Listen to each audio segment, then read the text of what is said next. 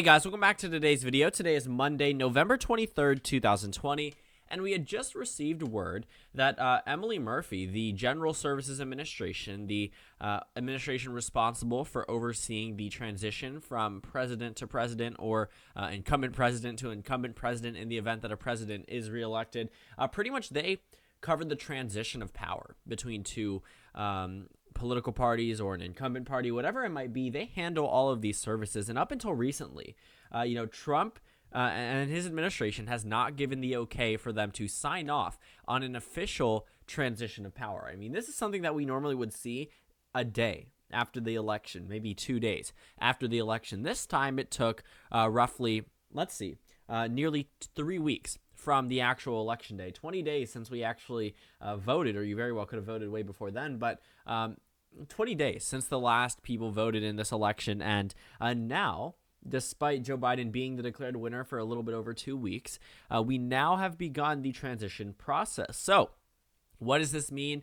Well, it's not a full concession from President Trump. He tweeted earlier today that he congratulates or thanks Emily Murphy for her work. He says that she was threatened, harassed, abused, and he did not want to see that happening to her. He advised his team to to do what needed to be done in regards to the, quote, initial protocols. I think he's starting to open up the idea that Joe Biden has won the election. He says, I believe we will prepare, obviously, we referring to his party. But at the end of the day, almost everyone is recognizing at this point that Joe Biden is the president-elect. We see a number of Republicans coming out now, whether privately or in public. I believe Kennedy from down in Louisiana has just spoken up, or it might have been Cassidy, one of the Louisiana senators, but both of them have pretty much, or one of them has just said that, Biden has won the election. And it's very unfortunate I think, for a lot of Republicans that they are going to have to continuously defend President Trump on this stance, because a lot of them would love to distance themselves from him. They would love to push him away. And some of them have actually in private said that Biden has won the election because they're eyeing up 2024, and they know that they couldn't win if there was 8 years of a Trump presidency. But the fact that this transition of power is underway means the incoming Biden-Harris administration will likely be maybe not too late. I mean, Biden has gone through a transition of power before, from 2009 to 2009. But when we're talking about what has been set back, there's been a lot of things withheld from the Biden administration. Emily Murphy, she's been someone that's been vehemently attacked by people on the left, which honestly, I could sort of see why they have their anger towards her. She said in her statement, actually, which we'll read over in just a moment, that it wasn't really on her end. It wasn't more the fact of an opinion. I think that will quell a lot of people. But some people really just don't like her as a person because of the fact that she held off this signature for such a significant period of time. And a lot of Democrats were very upset that this transition had not taken place earlier. And I think it's a win for the Democrats that this is starting to take place. It's President Trump essentially acknowledging Joe Biden's election victory. But this is not the last we've seen of Donald Trump, I'll tell you that much. On top of that, Emily Murphy, she is absolutely going to be labeled as a Trump loyalist regardless of how this ends up.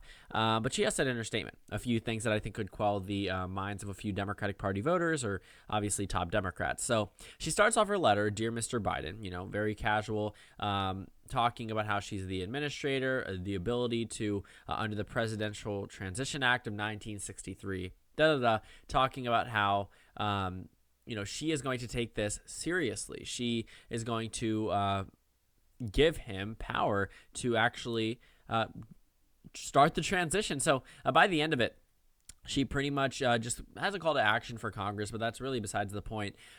She pretty much says, we don't pick or certify the winner of a presidential election. We just work together to ensure a presidential transition. The actual winner of the presidential election will be determined by the electoral process. So I think she's sort of telling the Trump supporters that are going to be reading this, or really Donald Trump himself, that this is not her saying that Joe Biden has won the election, more so that she is doing her job, which they're sort of the same thing, but she's not explicitly stating that Joe Biden has absolutely won the election. But they're giving him millions of dollars in order to start him being Joe Biden to start this transition. So we're starting to see the Trump administration open up to the idea that Joe Biden and Kamala Harris will be entering into the White House relatively soon. So roughly 60 days, I think, till Inauguration Day, 2 months. I've heard so far that it's not going to be anything similar to how we've seen it in the past. It would look very negative towards a newly President Biden if there's millions of people at his inauguration or 1 million people at his inauguration.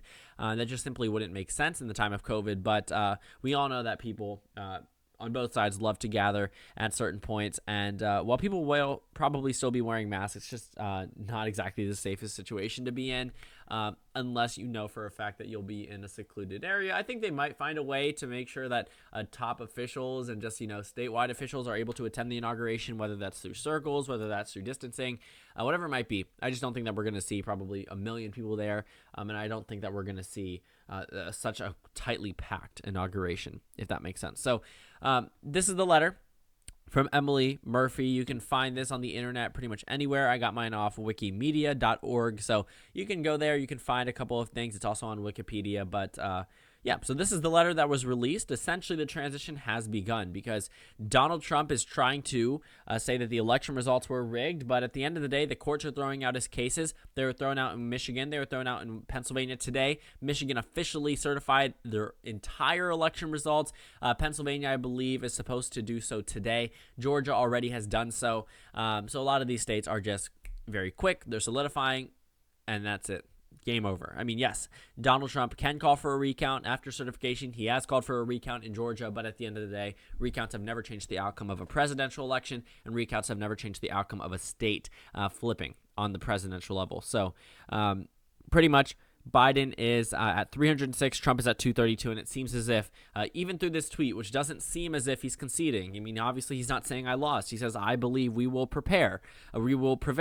But you do have to realize that at this point, he shouldn't be, if he was actually reelected, if he truly believes he was reelected, he wouldn't be advising his team to even entertain Joe Biden at this point. And the fact that he's even doing so, I think, is significant news for the Democratic Party. I don't think we're going to see a concession speech from Donald Trump until the Electoral College actually votes, but this seems to be the first opening up, the first idea in President Trump's Twitterverse that Joe Biden has actually won the presidency. So Joe Biden clearly won. Emily Murphy, probably one of the most disliked people in America from the Democratic perspective. I've seen a number of people attacking her. She's not really an elected official. She's not a senator. She's not a representative.